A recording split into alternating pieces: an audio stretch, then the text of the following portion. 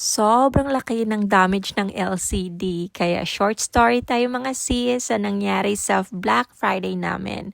So this morning, pumunta kami sa Best Buy kasi may magandang deal sila sa mga TV. So ayan, nakabili kami ng 75 inches.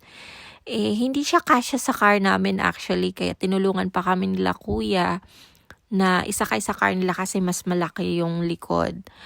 And yung naglagay ng sa sasakyan ng TV is yung tao ng Best Buy. So, ayan, nung chinek namin, ang laki-laki ng damage. Hindi naman siya sira, mismong loob ang may problem. So, naisipan namin siyang ibalik syempre. So, good thing naabutan pa namin sila kasi magko-close sila ng 10. Actually, inayawan kami kasi daw baka sa delivery to naipit daw ng foam. So, in-explain ko sa kanila, well, tao ninyo yung naglagay sa sasakyan namin na nakahiga. Kasi kailangan pala nakatayo. So, good thing, chinek nila sa camera, nakita naman doon na yung tao nga nila yung naglagay sa sasakyan. So, pinayagan na lang nilang palitan.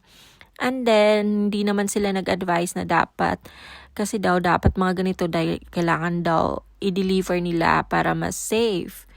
And yun, nag-add na lang kami ng delivery. So, ihahatid nila ngayong Wednesday. So, lesson learned.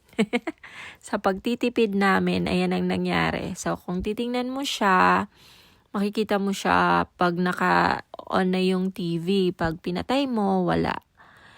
So, good thing dito naman sa Amerika walang masyadong tsorba, paliwanag mo lang ng mabuti. Ayun, pinapalitan naman nila. So, lesson learned.